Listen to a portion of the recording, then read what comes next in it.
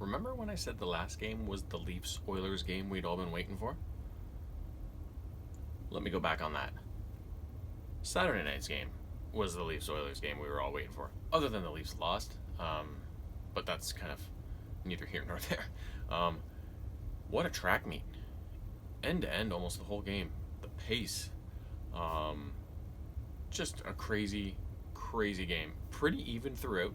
I thought the first period was pretty even to start, but as it went on, the Oilers kind of possessed a bit more, had the slightly better chances, um, and maybe that would keep up throughout most of the night. But for all intents and purposes, though, it ended up being a pretty even game, and the stat categories too both showed that as well. Everything was pretty close to even. So. But yeah, this was finally the game we'd been waiting for. It's like the guys just never took their foot off the gas. There was the odd lull here and there, but for the most part, it was just back and forth, back and forth, and it sparked quite a few pretty moments off on either side. Um, Leafs survived an early uh, bit of misfortune.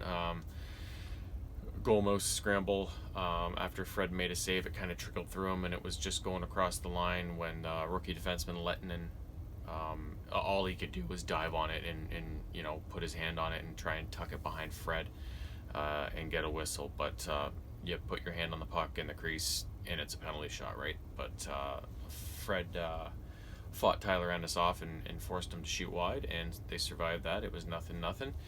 But the scoring did eventually come. It all came in the back half of the first period. Oilers scored first. Cahoon got his first as an Oiler on a nice second effort after fanning on his first attempt. He was able to roof it over Fred on what ended up being kind of a bit of a broken play after his miss. Not long afterwards, though, the Leafs would respond. They were possessing in the Oilers' end a bit, but it was kind of one of those scrambly plays where they weren't really possessing it forcefully. They were kind of chasing the puck around and continually having to fight for it. And it was a good bit of work by Tavares, who got along the right side and just kept hounding the Oilers player for it, and eventually jarred it free. It went off a skate in front, came right to Nylander, and he just tucked it home past Koskinen to tie the game up. But with 13.1 seconds to play in the period, the Oilers would get on the board again to extend or to restore their 1-goal lead and make it 2-1. Those late goals are always killers. And it was one of those really tight plays as well. It was, it was a hard pass in behind the Leaf net, and it got Fred going to the other side of the net, but instead of the play continuing to go out the other side, the player behind the net, I forget who it was, reversed it and passed it right back out from where it came, and I think Archibald it was, slipped it in short side past Fred, who almost got over to it, but by the time he read what was happening, it was a bit too late. So we went to break at 2-1 Oilers, and then the rest of the scoring in the game before overtime came would all take place in the second period, all in the first half of this period this time. And this was one of the highlight reel instances of the game. Was the first goal of the period.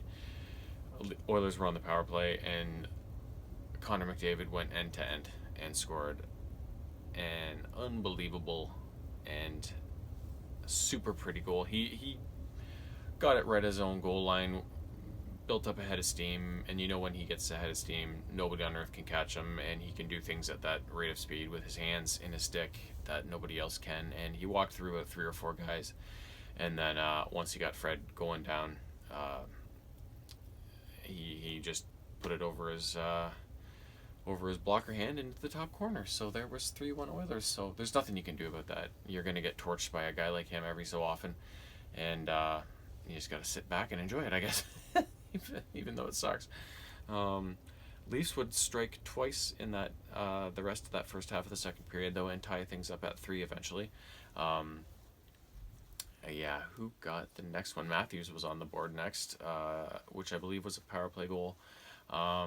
Leafs were kind of, or no, this wasn't a power play goal. This was even strength, but the Leafs were possessing again in the Oiler end, a bit scrambly again, but it came to Marner, who was kind of who skated out to the top of the slot, and then Matthews was kind of skating backwards and getting lower in the zone on the right side, and Marner's fired it to him. Matthews passed it back to Marner. Marner gave it back to Matthews, and he roofed it top shelf from a really tight angle. And that cut the Oiler lead to 3-2.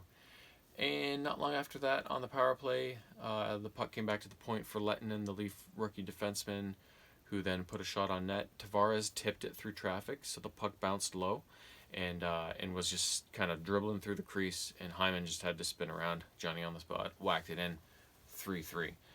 The rest of the game would go by in a blur. There would be lots of chances.